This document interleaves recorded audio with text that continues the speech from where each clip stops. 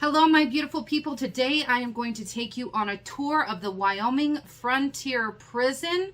The reason for it is that you can learn the most about history when you go to it, especially when you have a very knowledgeable curator who really dives into that particular subject. And I was so blessed to have a curator that was so knowledgeable about this period of time. Without further ado, let's take a look at the Wyoming Frontier Prison. It was opened in 1901 as a replacement for the Laramie Federal Prison that we will go over in the next video. As you walk toward the prison, the message is loud and clear. It is to establish the absolute 100% authority and power of the state. In the late 1800s, early 1900s, they had a particular system that they were using in a lot of prison facilities. It was called the Auburn prison system, and its goal was to break a prisoner's spirit and turn him into a silent working machine.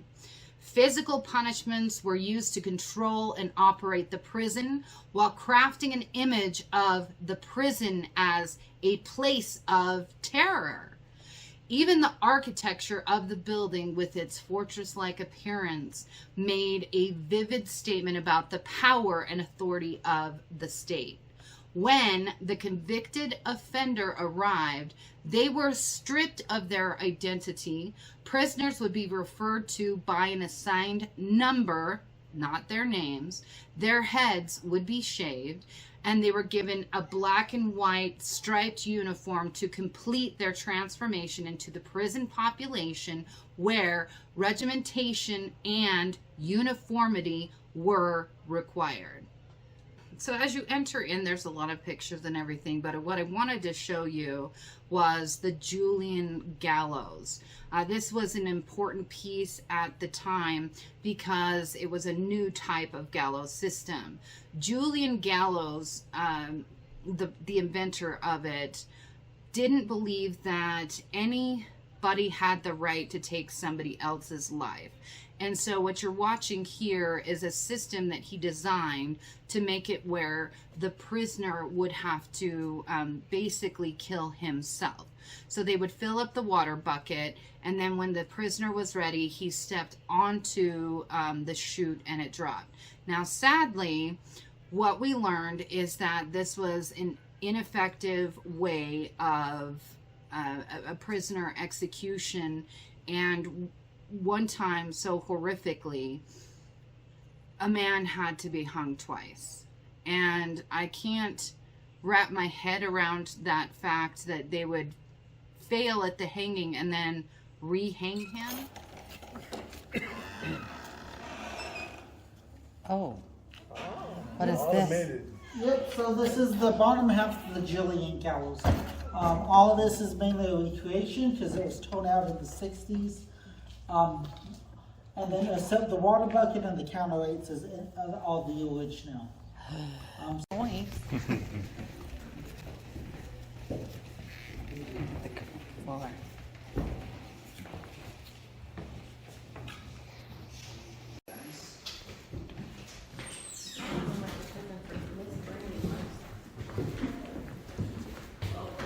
Oh, this is very comforting.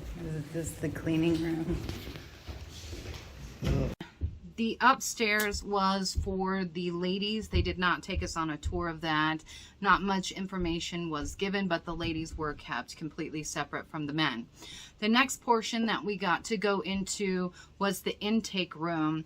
And in the middle of, behind the next door that we're going to pass, you'll see a green bar. And that green bar is where they used to tie a prisoner up, or, you know, chain him up, and they would whip him with a rubber mallet if he got out of control.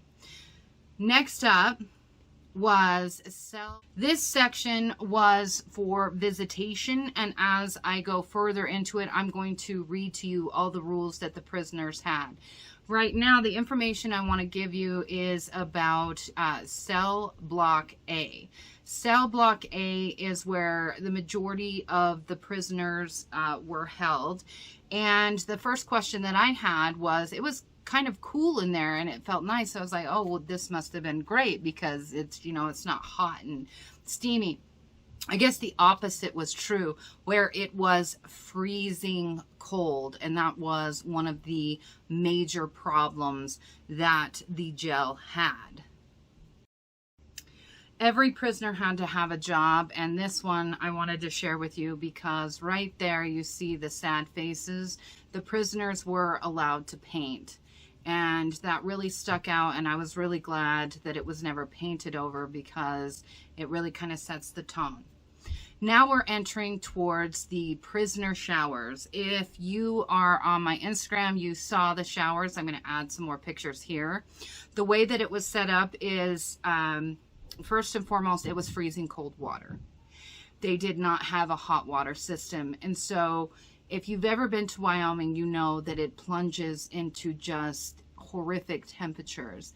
And so you would have to go and take a frigid shower in the frigid cold of the prison system, thus creating that type of torture system that can really help mold and shape your behavior. So basically what it was is they had 10 shower heads with 40 men having to go in all at once. So you can imagine how fun that was.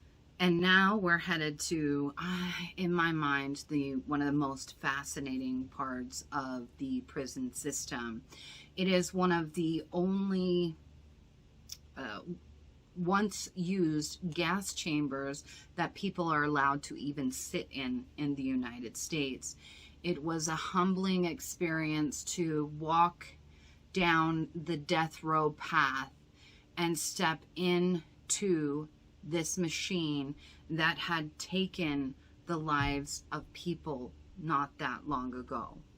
So whenever it was ready, they released the slug on the heat. That cyanide pebble would drop in the back of the acid. Now after the side. Okay, now I want to show you some of the more intense photos and videos to kind of give you a grand picture of it while I read to you what the rules were that were heavily enforced so that you can kind of get a bigger picture of what the prison system was like at that time. The rules regulating prisoners were rules adapted on the Auburn system of penal discipline. Prisoners sentenced to the prison would see these rules as soon as they entered the processing room. They read as follows: "You will not be allowed to converse with each other on any subject whatever. Conversation is allowed only when you work out of doors, and then only in relation to the work you are performing. You will not hold any conversation with visitors unless they are accompanied by either the warden or one of the guards, and not without permission. You will be required to keep your cell clean and in perfect order, and each morning immediately after rising, fold your bedding and place it on the head of the bed. You will air and dust your bedding twice per week at such times as you are ordered to do so, and will keep your bedding in perfect repair. You will be permitted to smoke or chew in your cell so long as you do not deface the floor or the walls. Each cell will be provided with a spit box, which must be cleaned every day." When you are permitted to exercise outside of your cell, you will in no case step beyond the width of the cell door. If you have any request to make, you will remain within the limited space until you have an opportunity to make said request. At meal hours, you will be ordered by the guard to step from your cell, and when the command is given, march around the table in single file, taking the dishes numbered to correspond with your cell number, and then return to your cell in the same order. You will be allowed to write 1 letter per month and to receive letters every Sunday. All mail to and from you must pass through the hands of the warden. Reading matter will be furnished by application to the warden and must be returned in good condition. You will change your underclothing every Sunday and wash them at such times as you may be ordered. No excuse will be taken for not keeping yourself clean and in healthy condition. The hour for arising weekday mornings is 5:50 prompt and Sunday mornings at 7:30. In case of sickness, report to the guard at once. You will be expected to understand the above rules. Any point not understood will be explained. Any deviation from these will be met with punishment. Good behavior is to your interest as records is kept of good and bad behavior. Let me tell you about the hole at the prison. You were kept there for approximately 1 week. You were placed in complete darkness. You were placed in a tiny little box. You were fed only 1 time a day. They conducted an experiment where a man that had already been in the hole was given 3 meals a day.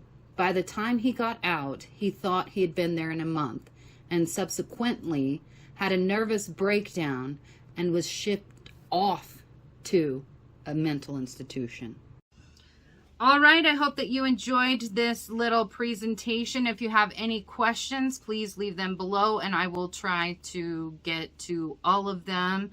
I know I left some things out, but I didn't want this to go too long. I hope you guys enjoyed it. And remember, John and I will be having a live stream on Monday at 4 p.m. Mountain Daylight Time.